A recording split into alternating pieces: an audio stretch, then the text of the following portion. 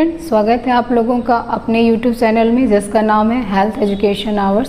Friends, बहुत सारे सवाल के जवाब ऐसे होते हैं जब हम डॉक्टर के पास जाते हैं तो हम उनसे पूछ नहीं पाते हैं। छोटी छोटी हमारी परेशानियां होती हैं जिसको हम डॉक्टर की समय की कमी की वजह से पूछ नहीं पाते, या फिर हमें एजिटेशन होता है कि हम कैसे पूछें, क्या करें, क्या ना करें। सवाल छोटे हों या बड़े हों, जवाब मिलना ज़रूरी है। तो हमारे इस चैनल को शुरू करने का हमारा मेन एम यही है कि आपकी जो भी छोटी छोटी परेशानियां हैं या फिर जो भी क्वेरीज़ हैं जो आपको डेली लाइफ में बहुत परेशान करती हैं उसको सॉल्व किया जा सके। तो आज का जो हमारा टॉपिक है वो है ब्लड टेस्ट, इन्वेस्टिगेशन एंड अल्ट्रासाउंडोग्राफी जो भी हम कराए जाते हैं ड्यूरिंग प्रेगनेंसी। क्योंकि जब हमें प्रेगनेंसी होती है, गुड न्यूज़ होता है, हम डॉक्टर के पास जाते हैं, डॉक्टर हमें चेक करते हैं और एक इन्वेस्टिगेशन की लिस्ट हमें दे देते हैं कि ये आपको कराना है। तो दो तरह की चीज़ें आती हैं कि पहले तो लोग सोचते हैं कि हमें क्या हो गया है, क्यों डॉक्टर इतनी वो वरीड हो जाते हैं। और दूसरी चीज़ है कि कुछ लोग सोचते हैं हम तो एकदम फिट फाट हैं, हमें कोई प्रॉब्लम ही नहीं है, तो हम ये सारे टेस्ट क्यों कराएं। तो आज का डिस्कशन हमारा इसी टॉपिक पे होगा कि ये सारे टेस्ट ज़रूरी हैं और क्यों ज़रूरी हैं, इनसे हमें आगे चल के हमें या हमारे बच्चे को क्या फ़ायदा हो सकता है। जब हम डॉक्टर के पास जाते हैं तो सबसे पहले डॉक्टर क्या कराता है, CBC, जो सबसे कॉमन टेस्ट है वो CBC होता है, कंप्लीट ब्लड काउंट। CBC से हमें एक तो हमारे हीमोग्लोबिन का पता चल जाता है, दूसरी चीज़ है कि उसमें TLC और DLC नाम का एक तत्व होता है जिससे अगर हमारी बॉडी में कोई इन्फेक्शन है तो वो हमें पता चल जाता है। तो ये रूटीनली डॉक्टर 2 से 3 बार अपनी ज़रूरत के हिसाब से पूरी प्रेगनेंसी में थ्रू आउट जो आपका 9 मंथ का प्रेगनेंसी है उसमें कराता है। ऐसे में हीमोग्लोबिन लेवल थोड़ा डाउन हो जाता है, ये हमने पढ़ा था जब हमारा फिजियोलॉजिकल चेंजेस ड्यूरिंग प्रेगनेंसी पढ़ रहे थे तो काफ़ी चीज़ें हमने डिस्कस की थी। तो भी नॉर्मल हीमोग्लोबिन जो हमारा है 10 से 13 तो होना ही चाहिए, उससे अगर बिलो है तो फिर प्रॉब्लम है, हमें अपना हीमोग्लोबिन मेंटेन करके रखना है। नेक्स्ट जो हमारा जांच डॉक्टर कराते हैं वो है ब्लड ग्रुप। तो ब्लड ग्रुप बहुत ज़रूरी इसलिए है क्योंकि अगर ब्लड ग्रुप पॉजिटिव है तो कोई प्रॉब्लम नहीं है, सब कुछ ठीक ठाक है। लेकिन अगर मदर का ब्लड ग्रुप निगेटिव है और फादर का ब्लड ग्रुप पॉजिटिव है तो फिर फीटस में RH इनकम्पेबिलिटी डेवलप होने के चांसेस होते हैं। तो इसके लिए 7 मंथ पे एक टीका लगता है NTD नाम का। तो NTD नाम का एक टीका लगाते हैं और जब बच्चे की डिलीवरी हो जाती है तो उसके बाद बच्चे का ब्लड ग्रुप चेक करते हैं। अगर बच्चे का ब्लड ग्रुप भी निगेटिव है तब तो कोई प्रॉब्लम नहीं है, लेकिन अगर बच्चे का ब्लड ग्रुप पॉजिटिव है तो फिर अगेन मदर को NTD इंजेक्शन लगता है ताकि उसके नेक्स्ट फीटस जो अगला बच्चा उसका होने वाला है उसमें कोई प्रॉब्लम ना आए। उसके बाद डॉक्टर जो जांच कराते हैं वो होता है RBS, random blood sugar test होता है। ये रैंडमली कराया जाता है, इसको खाली पेट डॉक्टर तुरंत कराने की ज़रूरत नहीं होती है।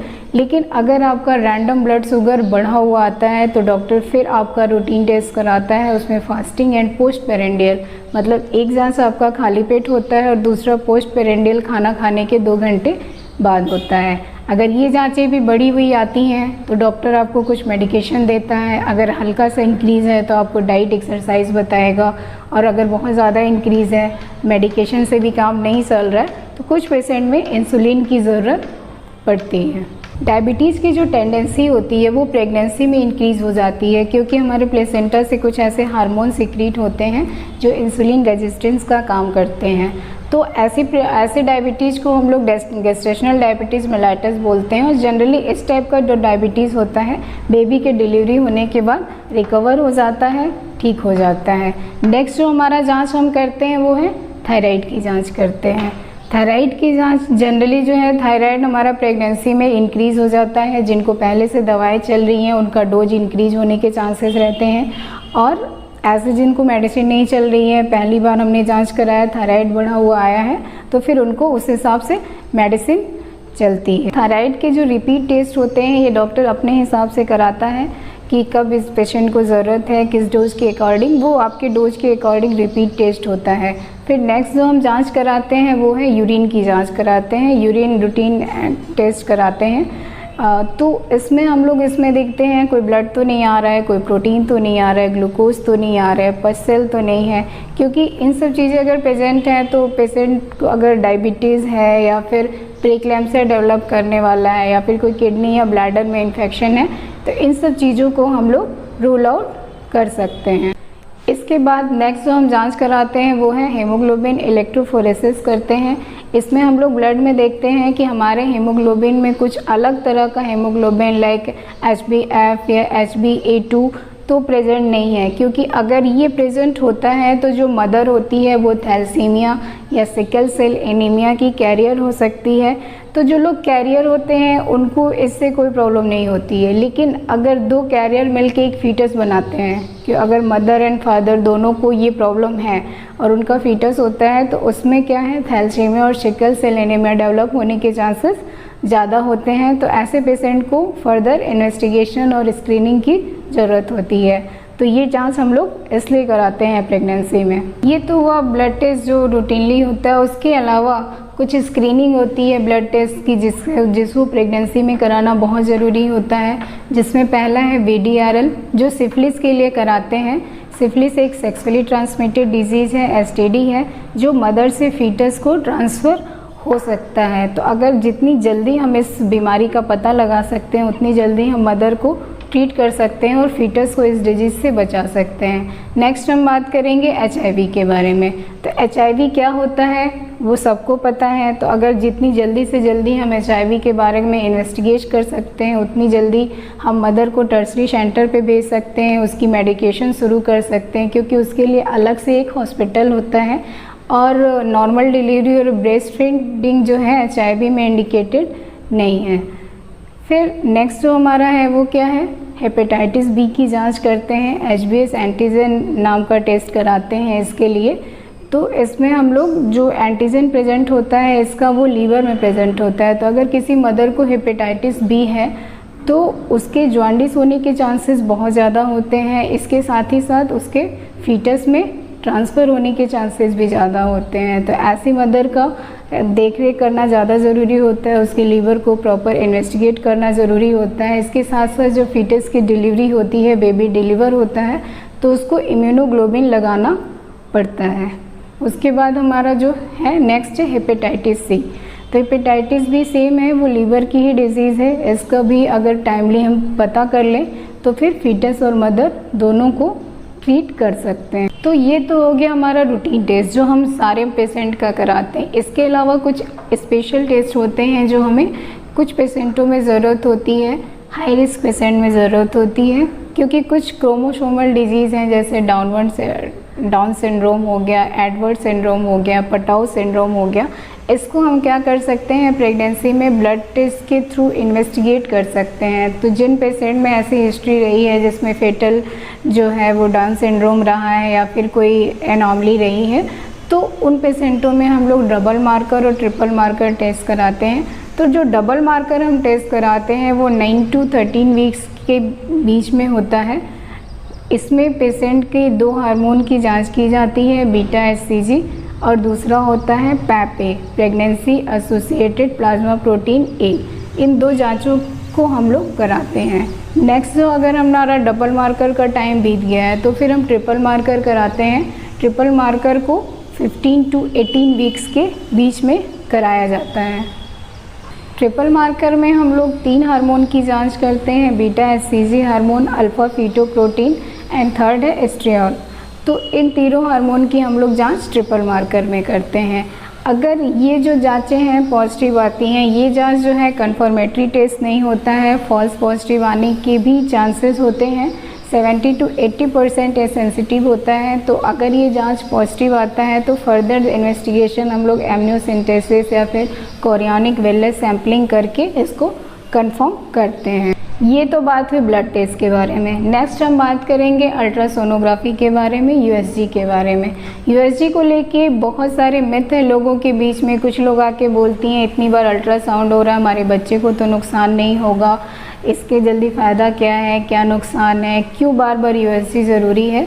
तो इस चीज़ों को भी हम लोग देख लेते हैं कि क्यों ये ज़रूरी है। सबसे पहले तो आपका जानना ये बहुत ही ज़रूरी है कि USG जो है सबसे सेफेस्ट वे है अपने फीटस के वेल बीइंग को जानने का। इससे कोई ऐसी रेज नहीं निकलती है जो फीटस को नुकसान करता है। तो तो सबसे पहला जो यूएसजी हम लोग करते हैं उसको डेटिंग स्कैन बोलते हैं। वो 6 to 8 वीक्स में करते हैं कंसीव करने के। अगर आप डॉक्टर के पास जा रहे हैं, डॉक्टर आपसे बोल रहे हैं कि स्कैन करना है, तो उस समय उसको रिफ्यूज करना सही नहीं है, क्योंकि उस समय यूएसजी होने के 3 फ़ायदे होते हैं। एक तो जो हमारा डेट कंफर्म हो जाता है, क्योंकि कुछ लोगों में इरेगुलर मेंसेस की हिस्ट्री होती है, कुछ लोगों में पीरियड आते रहते हैं और वो कंसीव कर जाती हैं, तो ये क्या करता है, पहले तो हमारे डेट को कंफर्म कर देता है। दूसरी चीज़ है कि 6 to 7 वीक्स तक फीटल के हार्ट बीट अच्छे से आ जाते हैं। तो फीटस के हार्ट बीट आ रही है कि नहीं आ रही है, इसको हम लोग नोटिस कर लेते हैं। थर्ड चीज़ है कि अगर कहीं एक्टोपिक प्रेगनेंसी है, एक्टोपिक प्रेगनेंसी के चांसेस हैं, तो उसको भी हम लोग रूल आउट कर सकते हैं, क्योंकि अगर एक्टोपिक प्रेगनेंसी देर से रूल आउट करेंगे तो फिर वो रप्चर हो जाएगा और पेशेंट को सीवियर कॉम्प्लिकेशन हो सकता है। उसके बाद सेकेंड जो हम स्कैन करते हैं वो 12 वीक के अराउंड करते हैं, इसको हम एंटी स्कैन बोलते हैं। एंटी स्कैन में बेबी के जो नेक फोल्ड है, न्यूकल थिकनेस को मेज़र करते हैं, क्योंकि अगर न्यूकल थिकनेस जो हमारा क्राइटेरिया है उससे ज़्यादा है तो फिर ऐसे पेशेंट में डाउन सिंड्रोम होने के चांसेस होते हैं। तो ऐसे पेशेंट को फर्दर डबल मार्कर या फिर और भी इन्वेस्टिगेशन के लिए भेजते हैं। फिर जो थर्ड यूएसजी हम कराते हैं, जो वो एनॉमली स्कैन कराते हैं फीटस का, ये अराउंड 18 to 20 वीक्स करते हैं, क्योंकि इस समय तक जो फीटस है उसका बॉडी पूरी तरह से डेवलप हो चुका रहता है। तो कोई भी अगर एनॉमली है हाथ में, पैर में, अगर हार्ट में कोई एनॉमली है, किडनी में कोई एनॉमली है, हेड या ब्रेन में कोई एनॉमली है, तो 80 to 90% जो एनॉमली है जो है वो हम इसके थ्रू देख सकते हैं। फिर लास्ट हम यूएसजी कराते हैं। अगर बीच इसके अलावा बीच में अगर डॉक्टर आपको लग रहा है कि कोई ब्लीडिंग है या फिर कोई परेशानी है, लाइकर वगैरह की प्रॉब्लम है, तो डॉक्टर आपका इन्वेस्टिगेशन यूएसजी करा सकते हैं। लेकिन फिर इसके बाद फिर अगर सब कुछ नॉर्मल चल रहा है तो बहुत ज़रूरत नहीं होती है यूएसजी की। फिर लास्ट में हम यूएसजी करते हैं अराउंड 36 to 37 वीक्स। तो उस समय हम बच्चे को, उस समय यूएसजी का फ़ायदा ये होता है कि हम बच्चे का वेट मेज़र कर सकते हैं, बच्चे के चारों तरफ जो पानी है वो कम तो नहीं हो रहा है, प्लेसेंटा का पोजीशन क्या है, बेबी का पोजीशन क्या है, कहीं बेबी ब्रीज तो नहीं है, ट्रांसवर्स तो नहीं है। अब क्योंकि प्लेसेंटा का पोजीशन भी जानना बहुत ज़रूरी है, क्योंकि जो हमने टारगेटेड जो एनॉमली स्कैन करा था 5th मंथ पे करा था, उस समय क्या होता है, उस समय के बाद भी प्लेसेंटा थोड़ा मूव कर सकता है। तो कहीं प्लेसेंटा का पोजीशन ऐसा तो नहीं है जिससे बेबी की डिलीवरी में प्रॉब्लम हो। तो लास्ट वाला जो यूएसजी है इसलिए इम्पोर्टेंट है। तो आई होप आप लोग समझ गए होंगे कि प्रेगनेंसी में कौन सा इन्वेस्टिगेशन किस लिए बहुत ज़रूरी है, और अगर डॉक्टर आपको बोलता है तो आप उसको रिफ्यूज़ नहीं करेंगे, क्योंकि ये आपके लिए है, आपके बच्चे के लिए है। आई होप आप लोग को ये वीडियो पसंद आया होगा। अगर पसंद आया तो इसे लाइक ज़रूर करिएगा, और कोई भी आसपास है जिससे इसको बेनिफिट मिल सकता है तो उसके साथ शेयर ज़रूर करिएगा। Thank you.